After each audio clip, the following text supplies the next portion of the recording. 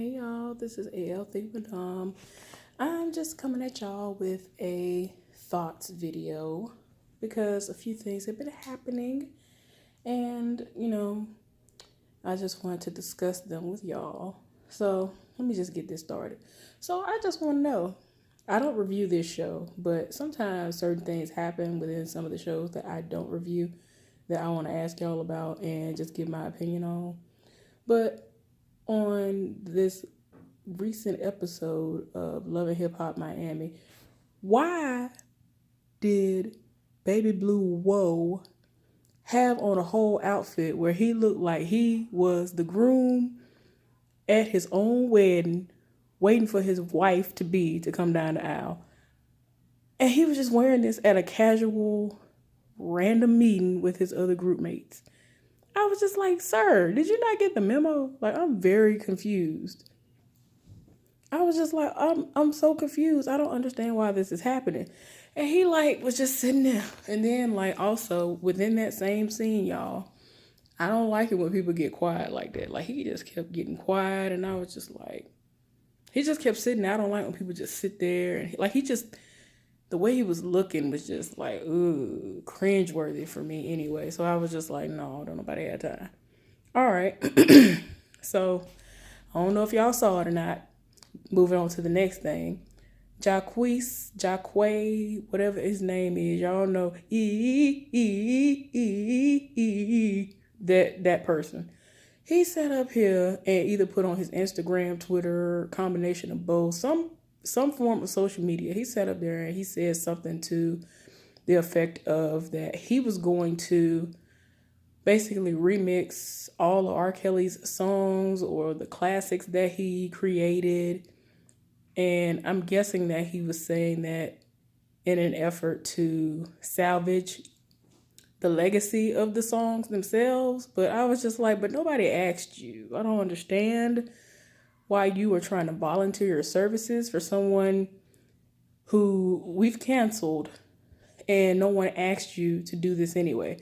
And, even though R. Kelly is trash, he read him already. So it's like, what makes you think that he would want you to do any of this, even though he basically doesn't have the masters to this stuff? So it's like, oh, Lord, y'all. Oh, no. So I was just confused, y'all. I was just like, okay, just stop. I just wish he would stop. Like, I don't understand. It's like the more everybody reads him, the more he is, he has this ammunition. He just feels like, okay, I'm just gonna move forward with the foolishness, y'all. So I just wish he would stop, don't you? Because I know I do. I really wish he would stop. And let's see. So Black Ink Crew came back on like last week or the week before last. So I'm just tired. And Ryan, no matter what he does, everybody he hires, they all end up being trash. They all end up being people who fight and argue and all this other stuff. So no matter what he does, I don't care what he does, he needs to just stop. Ryan sat up there and was like, see, this is why I don't deal with them. You see why I don't deal with those other people, talking about the previous crew. But he had a whole new crew with the exception of Lily and like one or two other people. And it's the same thing, if not worse. I'm just like, I don't understand why he keeps Lily around. Every time I look up, it looks like Lily don't even work like that. She always partying, and that's about, I don't feel like she brings anything to the table, so I'm confused. Like, is it because they feel like she looked decent in the face at times, or what? I don't understand. I feel like she don't bring nothing to the table. And for the life of me, I know this is wrong of me to say, but I don't understand how Charmaine, of all the people on this show, was able to land the gigs that she has been landing because of her connections to this show. I don't understand. It's just, y'all, it's just a lot. And did y'all peep how Van just rolled up in the shop and then just happened literally 24 hours previous? I was just like, sir, you just gonna roll up with a whole client on top of that? I was like, oh my gosh, sir.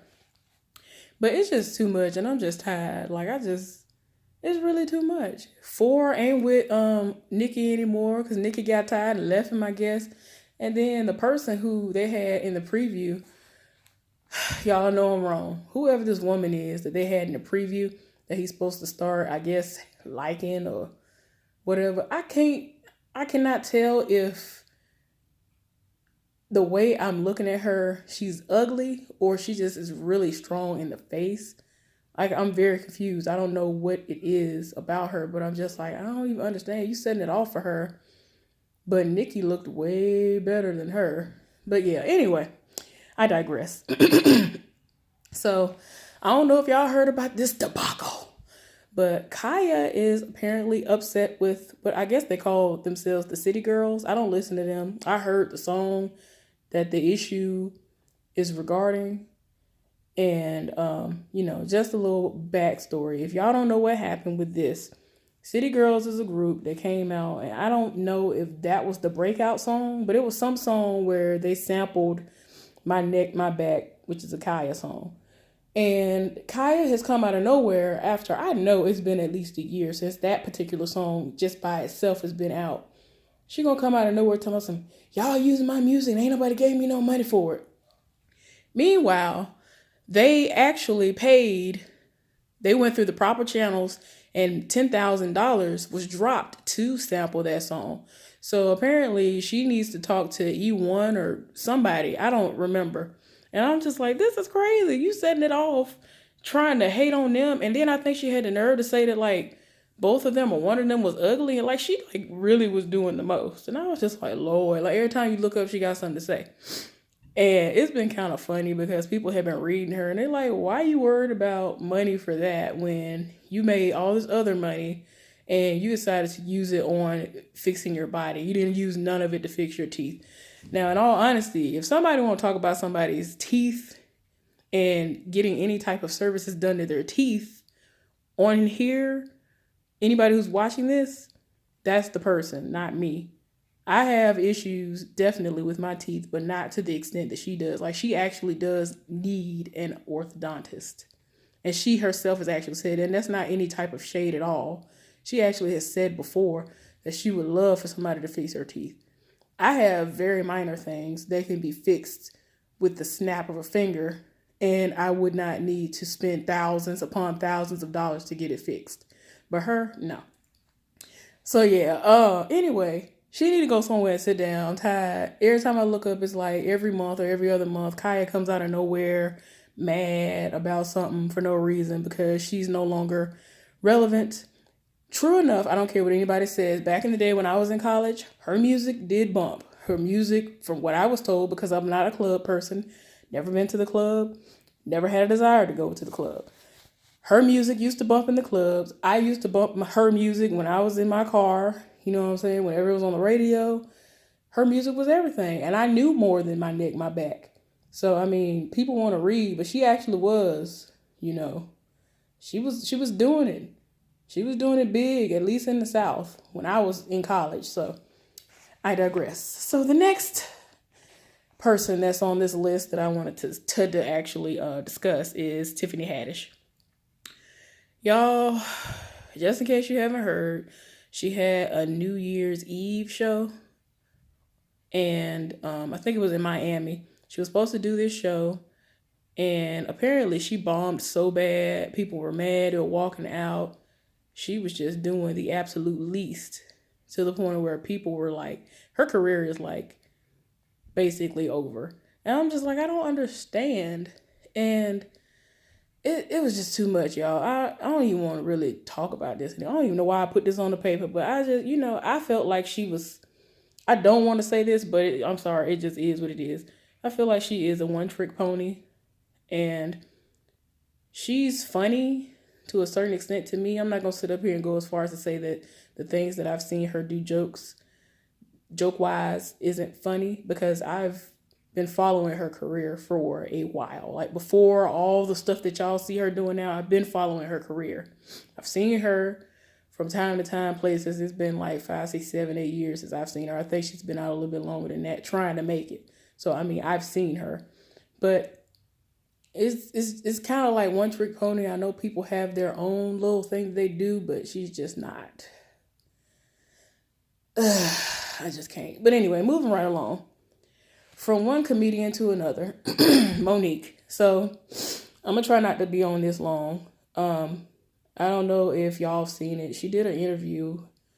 I know for a fact she did one with Ricky Smiley, who is an Alabama native. Yes. But anyway, she went on his show, Dish Nation, I think is what it's called, and they were talking to her, and I was kind of confused because less than a year ago, or maybe definitely less than 2 years ago, everybody, like literally everybody, was reading her for filth because she wanted everybody to boycott Netflix and all that because she felt like they were lowballing the price of what she felt like she deserved. And in my opinion, I felt like Cat Williams was right when he said what he said about people want to pay you what you're worth, as far as if you're not putting butts in the seats, nobody's trying to sit up here and pay you millions of dollars when you're barely worth 500,000 or whatever to them. And that's just a business standpoint. But I said that to say this. I never hated her. I actually used to not necessarily look up to her, but I've always been here for her. I just don't want her to sit up here and be manipulated and all that by her husband. Like, I ain't never been here for him, just saying it. I'm just saying it. Been saying it for years. I ain't never been here for him. When she out of nowhere started talking about they was in open marriage, and then she tried to make it seem like it was her idea, I was just like, nope. And this was like when before she started losing weight, and I was just like, no. And he her manager, and like it's just the way he talked. Like, he's just one of those people. I can't do it, y'all. But just in case y'all don't know, she has a residency now. Hold on. She has a residency. But yeah, y'all, I had to tend to some food that I was making. So anyway, I just feel like I never, when she was not dealing with him, because I know she's been married before being with Sydney.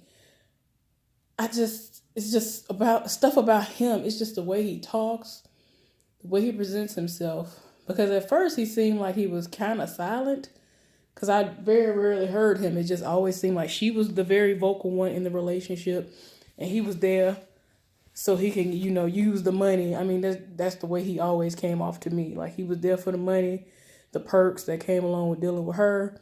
He was going to get while the getting was good and get on about his business. So, I'm sorry. So what I was saying before I cut it off and had to cut it back on was, as of yesterday, I think, she has a residency in Las Vegas. And that means she's going to be doing shows there as long as she wants to.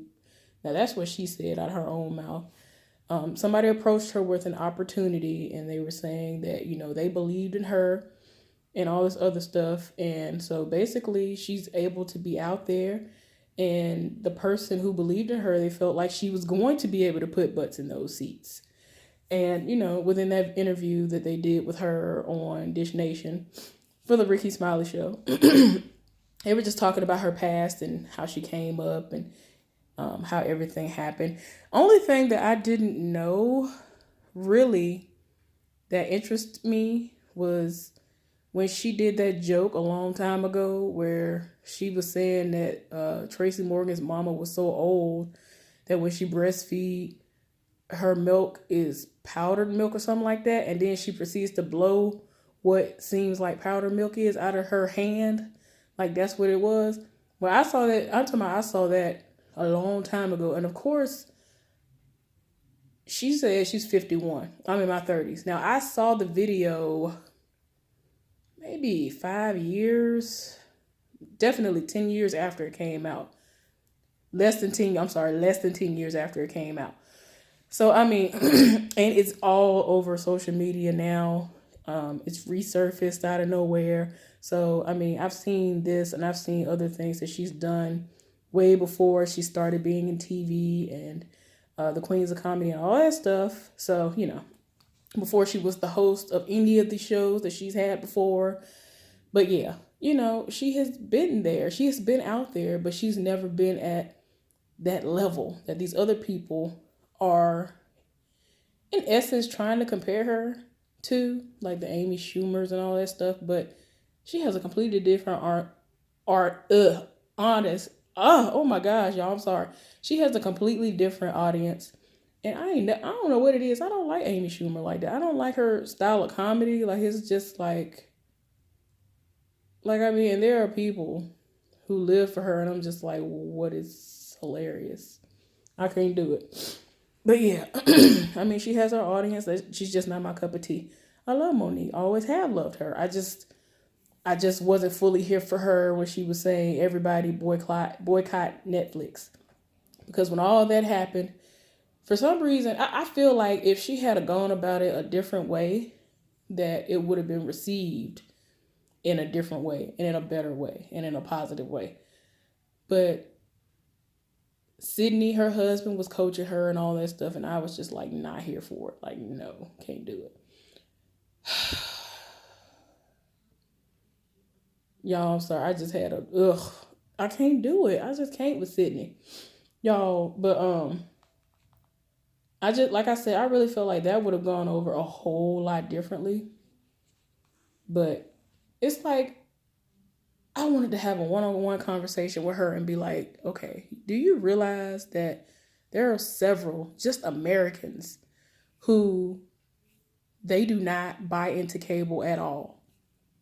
Everybody doesn't live in an apartment or whatever rented area or rented space where that is included and or free as a way to kind of get you in there, because that's one less bill that they're tricking you into thinking that you don't have to pay. So I really do know a whole lot of people who don't have cable at all.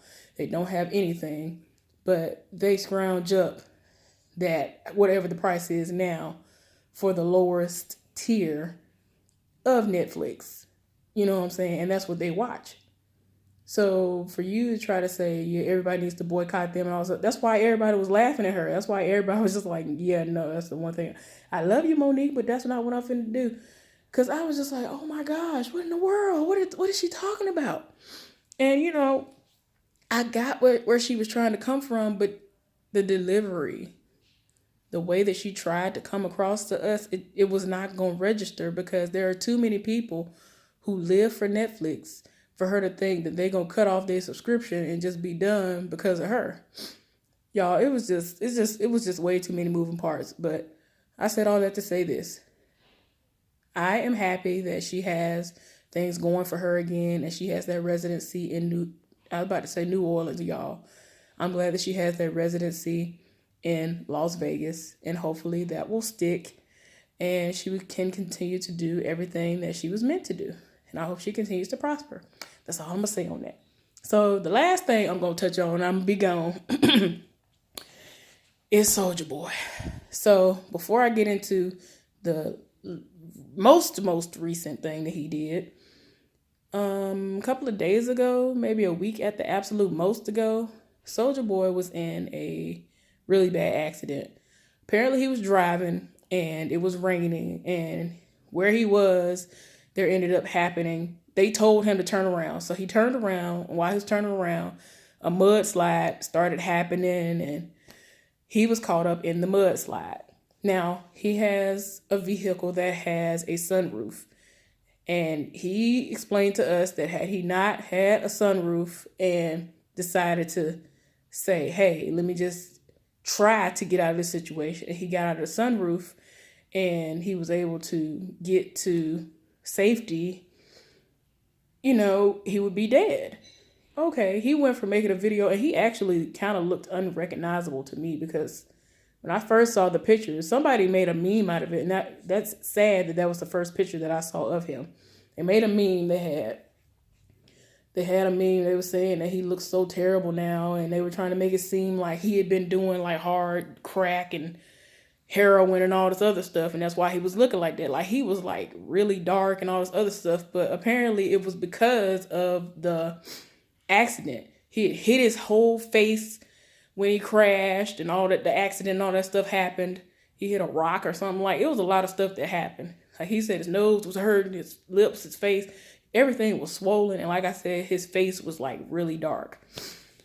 And yeah, so he went from making a live video, letting us know what happened with that and that he was thankful to be alive, to a rant that was picked up by TMZ and or the Shade Room, where he was saying that he was just basically saying that he was upset with all these rappers that are out today and that all of them are trash and they're making a mockery of rap, and that 2019 is his year and he gonna come back. And apparently he was like taking digs at Tyga, because he was saying stuff in the video. He was like, y'all trying to say Tyga? Who is a Tyga? I was like, oh my gosh, why are you doing this? But yeah, he was like hollering the whole video. I was like, why is he in the house screaming like that? Like, he really was screaming. He was like, I put that on my mama, bro. I put that on my mama.